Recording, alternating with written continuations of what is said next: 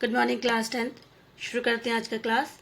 हम लोग डिस्कस कर रहे हैं हिस्ट्री में chapter 1 the rise of nationalism in Europe. आज हम लोग डिस्कस करेंगे, हमारा सब टॉपिक है अ न्यू कंजर्वेटिज्म आफ्टर 1815। हम लोगों ने अपने लास्ट क्लास के अंदर डिस्कस किया था दैट वाज अ लिबरलिज्म। जो लिबरलिज्म है it has different meaning in different phase. जैसे हमने डिस्कस किया था सोशली, जहाँ पे हमने देखा था they want equal rights, equality before law, that all individual should be have freedoms and enjoy the equal rights. Politically, we have seen that a government should be formed by the consent of the people, and it must have a representative government, constitutions based on representative. तो ये था political. फिर हमने discuss किया था economically कि economics में क्या था। Economically that was market should be free. अगर मार्केट फ्री रहेगा तो जितने सारे कमर्शियल इंडस्ट्रियलिस्ट थे, जो न्यू बिजनेसमैन इमर्ज हो रहे थे, उनके लिए अच्छा होगा, दे विल ग्रोथ इजीली। क्योंकि हमने देखा कि how the people of that Europeans they are facing big, there was a big not a small one, but a big problems of that they have to, when they have to cross the boundaries, so they have different barriers, tariff barriers. For example, न्यूरोबंग से जब वो लरमबर्ग जा रहे थे तो उसमें उनको 11 barriers cross करनी पड़ रही थी। दे हैव टू पे 5% ऑफ ईच बैरियर्स। तो इसी तरह से दे हैव डिफरेंट करेंसीज, उनके अलग अलग करेंसीज थे, मेजरमेंट एंड वेइंग सिस्टम अलग था। तो ये सब चीज़ें जो थी नेपोलियंस ने उसको यूनिफाइड किया था। So that was the beginning of the sense of nationalisms. तो इसी तरह से ये चीज़ें हमने डिस्कस किया था लास्ट क्लास के अंदर। आज हम लोग डिस्कस करेंगे दैट 1815 में, क्योंकि तब नेपोलियन वॉज बिन ओवरथ्रोन, उनको ओवरथ्रो किया गया था। The 4 most important powerful country Britain, Prussia, Austria, इन लोगों ने मिलके उनको हराया था। तो ये टॉपिक है कंजर्वेटिज्म। तो अब यहाँ पे देखेंगे वर्ड मीनिंग्स में मिल जाएगा कंजर्वेटिज्म और पॉलिटिकली फिलोसॉफिकल। जो मोस्टली सिंपल अगर हम देखेंगे, the person who does not want changes, जिनको चेंज पसंद नहीं है, जो वो ट्रेडिशनल मेथड में जाना चाहते, ट्रेडिशनल, जिस तरह से ट्रेडिशनल जो था, ट्रेडिशनल में क्या था जो चल रहा था, मोनार्ची होना चाहिए, वो चाहिए था उनको। इस बेस में, इस टॉपिक में उनको बिलीव था। वो मॉडर्नाइजेशन, जो मॉडर्न, क्योंकि यहाँ पे नेपोलियन दो इसने डिक्टेटर किया, उन्होंने रिपब्लिक को हटाया, कॉन्स्टिट्यूशन चेंज किया, लेकिन उसने एक अच्छा काम क्या था, उन्होंने एडमिनिस्ट्रेटिव अच्छा बनाया था। तो जिसके लिए, तो यहाँ पर दे डोंट वांट मॉडर्नाइजेशंस, क्योंकि नेपोलियन ने मॉडर्नाइजेशंस किया था, मॉडर्न कर दिया था सब कुछ, इंस्टीट्यूशंस। तो ये वो नहीं चाहते थे। तो ये वो लोग हैं जो चाहते थे कि it should be ruled and should be ruled through an institution, that was the church. जो पावर था, किसके पास पावर था, जो क्लर्जीज थे उनके पास पावर्स था। इस तरह से वो लोग कंट्रोल करेंगे। तो इसी तरह से society should be moving ahead through that was traditional process के थ्रू चाहेंगे, ना कि वो मॉडर्नाइज्ड होंगे और मूव करेंगे इतना सडनली। तो उनको इतना सब कुछ पसंद नहीं था। तो ये लोग वो लोग थे। तो इसी तरह से कंजर्वेटिज्म जो थे उसके बारे में हम डिस्कस करेंगे कि इन्होंने क्या किया। सो यूरोपियन गवर्नमेंट जो थे, we are driven by the spirit of conservatism, कि वहाँ पे जितने सारे जिनकी थिंकिंग ऐसी थी, so they wanted to rule and take power and control over the Europe. They believe that established, जितने सारे स्टैब्लिश हुई थी सोसाइटीज में, बहुत कुछ चेंजेस आया था। Traditional institution of states and society like the monarch, the church, the social hierarchies, जो स्टेटस था, किसका स्टेटस अप था, दैट वाज द एरिस्टोक्रेसी, सबसे टॉप में थे, प्रॉपर्टीज वाले फैमिलीज। तो इसी तरह से ये चीज़ें होनी चाहिए थी। हायरार्ची का मतलब होता है फ्रॉम हाईएस्ट टू लोएस्ट। ठीक है। तो इसी तरह से from high to the lowest rank, तो ये सब चीज़ें वैसा ही होना चाहिए, उन चीज़ों में ही बिलीव करने वाले थे ये। Most conservatism however did not propose a return to the society of pre-revolutionary day। वो नहीं चाहते थे कि जिस तरह से, क्योंकि सब लोगों की व्यूज़ जो है एक जैसी नहीं होती है, कुछ अच्छा भी चाहते हैं, तो इसी तरह से वो नहीं चाह रहे थे कि वो वापस से वैसा आ जाए। तो उस तरह से वो चाहते थे, रादर दे रियलाइज, उनको लगा था कि जो change brought down by the initiated by Napoleons, ये अच्छा कर रहे थे नेपोलियंस ने, क्योंकि उन्होंने क्या किया था, मॉडर्नाइजेशन कर दिया था। वो बहुत कुछ चेंजेस लेके आए थे जो ट्रेडिशनल इंस्टीट्यूट, जो मोनार्चीज थे वो नहीं कर रहे थे, लेकिन नेपोलियन ने किया था। लेकिन ये लोग कौन थे? ये थोड़े से लोग थे, ये थोड़े से लोग थे जो ये, लेकिन जो मेजोरिटी थी जो कंजर्वेटिज्म फॉलो करना चाह रहे थे वो ज़्यादा थे। So it could make state power more effective and strong. उनका मानना था अगर हम लोग इसी चीज़ को लेके चलेंगे जिस तरह से नेपोलियंस ने किया था, तो इससे क्या होगा, स्टेट जो है, जो गवर्नमेंट है वो स्ट्रांग रहेगी, इफेक्टिव रहेगी, कोई प्रॉब्लम्स नहीं आएगा। A modern army and efficient bureaucracy means government department, bureaucracy means department, government departments जितने सारे होते हैं, ठीक है, डिपार्टमेंट। तो इसी तरह से डायनामिक इकोनॉमिक बहुत अच्छा होना चाहिए, क्योंकि यहाँ पे इकोनॉमिक सिस्टम किसने अच्छा किया, नेपोलियंस ने किया था, उन्होंने सब कुछ चेंज किया था। और साथ साथ द एबोल्यूशन ऑफ फेडरलिज्म, जमींदारी की प्रथा हटानी चाहिए, सर्वडम, जहाँ पे गुलाम मतलब ज़मीन, पीजेंट्स जिनके पास ज़मीन वो काम करते हैं, किनके पास, इनके फेडरलिज्म के पास, ज़मींदार के पास, उनकी खुद की ज़मीन नहीं होती है। ये सब चीज़ें कंट्रोल कौन करा था, वो थे monarch. Could strengthen the autocratic monarchies of Europe. तो ये चीज़ें थी जहाँ पे कुछ का मानना था कि हमें करना था, और कुछ चाहते थे कि वापस से सेम रूल्स आ जाए जहाँ मोनार्च कंट्रोल करे पूरा का पूरा power. In 1815 representative of the European power कौन कौन थे, Britain, Russia, Prussia and Austria, not Australia, that was different. अब कंट्री जो यूरोप में ही है, तो इस तरह से ये चारों कंट्री ने कलेक्टिवली उन्होंने नेपोलियंस को डिफीट किया। They meet at Vienna to drop the settlements, जहाँ पे वहाँ लोग ने जब आफ्टर दैट, जब वो डिफीट हो गए, तो they have to get that was a treaty, उनको ट्रीटी बहुत ज़रूरी होती, बीच में समझौता होना उनके, तो वो हुआ था कहाँ पे, वीनिया में। तो सेटल डाउन करना था जितनी सारी चीज़ें थी। ये किसने किया, द कांग्रेस वॉज होस्टेड। तो यहाँ पे जो वहाँ पे पॉलिटिकल पावर्स थे, कांग्रेस, इंडिया में भी कांग्रेस है, तो ये वहाँ पर भी थे। So the congress was hosted, जो कांग्रेस पॉलिटिकल पार्टीज थे, एंड वे hosted by Australia chancellor duke Metternich. इन्होंने इस सेटलमेंट को ऑर्गेनाइज किया, इस मीटिंग जो थी वीनिया में ऑर्गेनाइज किया। So who was Duke Metternich? He was an Austrian chancellor who hosted and belongs to the Congress. तो यहाँ पे उन्होंने होस्ट किया। कितने सारे लोग वहाँ पे आए, कितने सारे मेंबर्स आए, कौन कौन से कंट्रीज के, सो द डेलीगेट्स जितने सारे आए, the delegates draw up the treaty. तो ये जो ट्रीटी हुई, जो समझौता हुआ, कहाँ था, वह वीनिया में। तो इसी तरह से इसका नाम क्या मिला, द ट्रीटी ऑफ वीनिया ऑफ 1815। तो ये नाम इनको मिल गया। What was the main objective, क्या ऑब्जेक्टिव था इस समझौते का? ऑब्जेक्टिव था कि with the undoing most of the changes that have come about in Europe during the Napoleon. इनका मेन उद्देश्य यही था कि यूरोप में जितनी सारी चेंजेस लेके आए हैं नेपोलियन, उनको वापस से सुधारना है।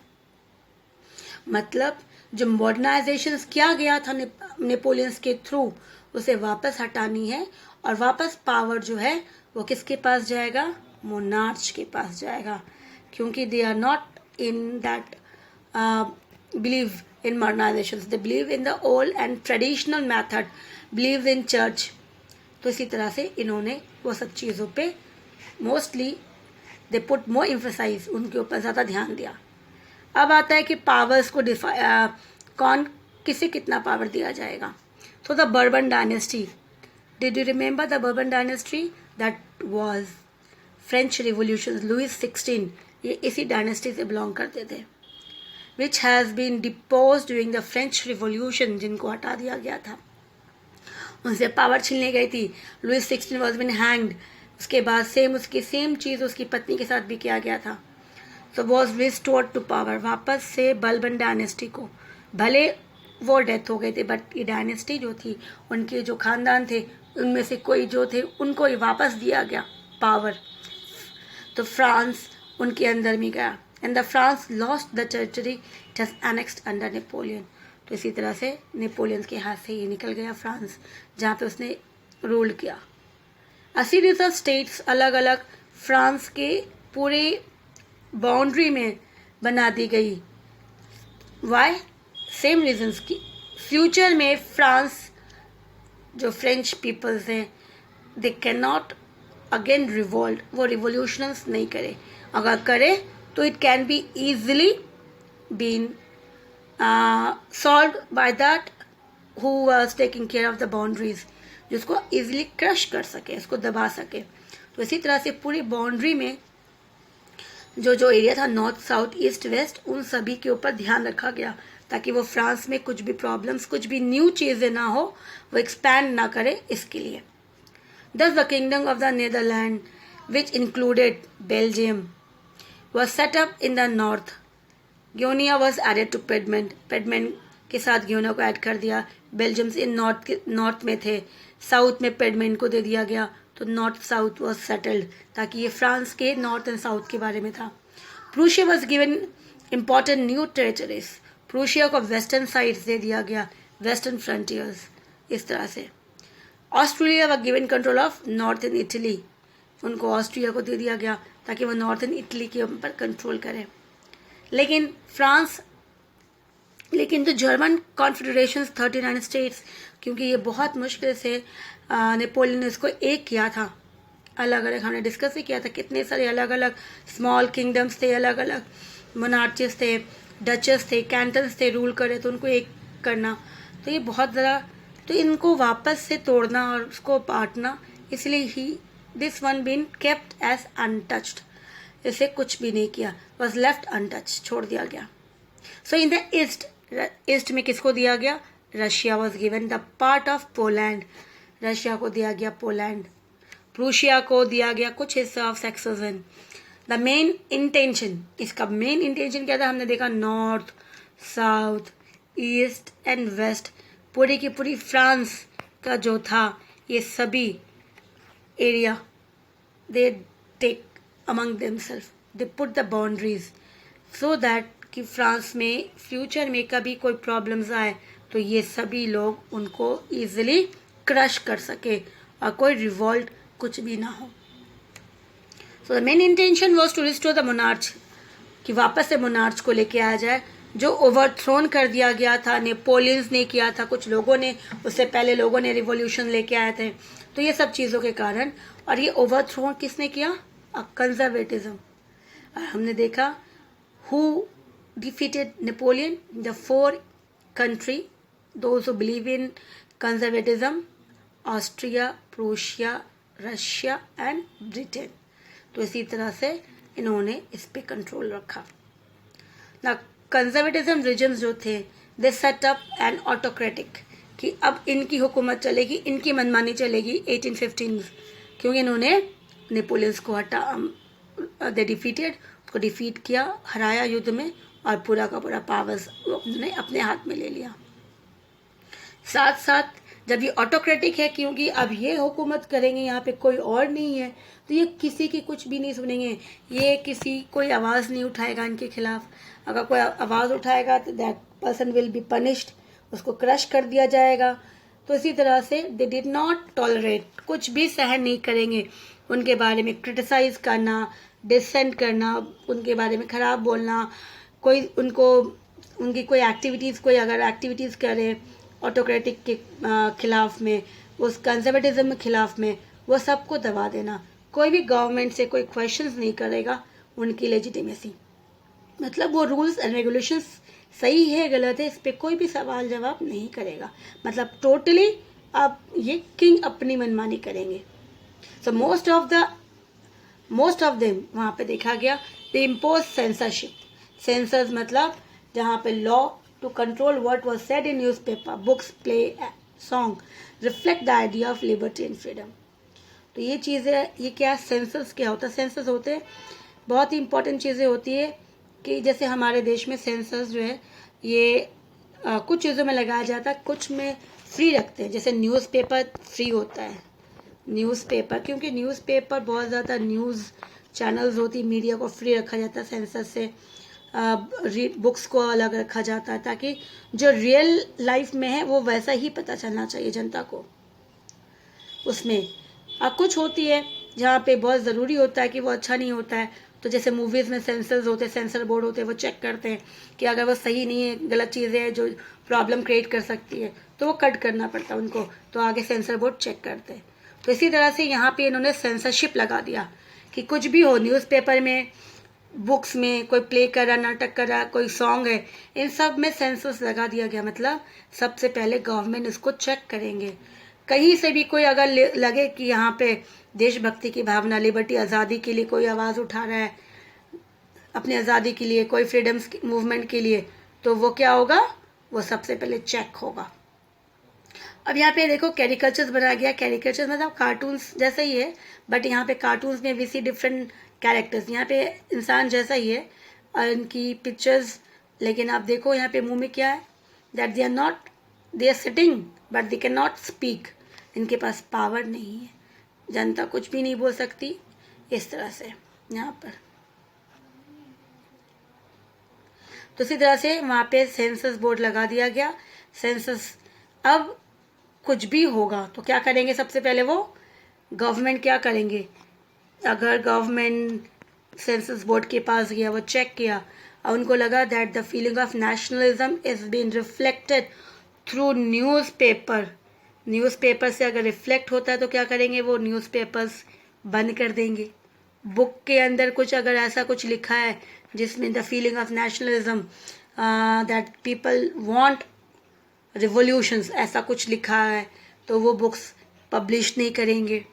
तो इसी तरह से सॉन्ग, बहुत कुछ लोगों ने सॉन्ग्स दे लिरिक्स लिखे गए बहुत सारे, तो ये चीज़ें थी जहाँ पे people should be again encouraged for their rights, they should fight for their rights, कि अपनी आज़ादी के लिए लड़े। तो ये सॉन्ग के ऊपर, सब चीज़ों के ऊपर, कि अब कुछ भी चीज़ वो अपने फ्रीली नहीं कर सकते। तो ये सब चीज़ें वहाँ पर ही सेंसस में डाल दिया गया। So the memory of the French revolutions, लेकिन कितनी भी हम कोशिश करेंगे, कितनी भी लोग सोचेंगे कि हम इसको दबा देंगे, लेकिन once the people of the country, they have just test the freedom, क्योंकि उनको एक बार आज़ादी मिली थी। फ्रेंच रिवोल्यूशंस के जो लोग थे, जो फ्रेंच के वहाँ पे जो पीपल्स थे, they have fight during Louis 16 and they make that country constitutional monarchy, then republic, then afterward Napoleon's overthrown, but Napoleon also have made some new modernizations। लेकिन फिर भी अब यहाँ पे कंजर्वेटिज्म आने के बाद अगर उन्होंने इतना ज़्यादा प्रेशराइज किया, तो जो लोग थे उनको उनकी मेमोरीज में स्टिल वो कंटिन्यू स्पिरिट जो थी वो वहीं वैसे ही थी, जो इंस्पायर करती थी कि वो वापस से लड़े। तो इसी तरह से one of the major issue taken by the liberal nationalist who criticise the new conservatism order was freedom of the press. तो इतने सारे जो थे, जो लिबरल थे, जो नेशनलिस्ट थे, उन्होंने कहा कि इतना सब कुछ ठीक था, लेकिन उन्होंने डर के मारे, जो कंजर्वेटिज्म थे, इन्होंने प्रेस को भी सेंसस में डाल दिया। तो ये क्या है, ये सही नहीं है, ये गलत है। हमेशा प्रेस को सेंसस से अलग रखना चाहिए होता है, लेकिन उन्होंने प्रेस को भी सेंसस में डाल दिया। So the people of that French revolutions, they continue and they started fighting back and bringing their own freedoms. तो इनकी जो लड़ाई थी वो ख़त्म नहीं हुई। उन भले वो रुक गए थे, लेकिन वो तो इसी तरह से the people of French they started, though they stop for a time being, लेकिन फिर से उन्होंने लड़ना शुरू किया। कितना वो दबाएंगे, कितना ज़्यादा ऑर्डर पास करेंगे, वो जितना ज़्यादा ऑर्डर करेंगे, लोगों को बाउंड में रखेंगे, लोग उतना ही आगे आएंगे, अपने आप को फ्री करने की कोशिश करेंगे। इसी तरह से तो आज हमने ये डिस्कस किया। हम लोग नेक्स्ट टॉपिक डिस्कस करेंगे द रिवोल्यूशनरीज, कि किस तरह से रिवोल्यूशनरीज जो थे उन्होंने फिर से लड़ाई कैसे शुरू की और उनके साथ क्या क्या हुआ। We will discuss in the next class. Okay, till then take care.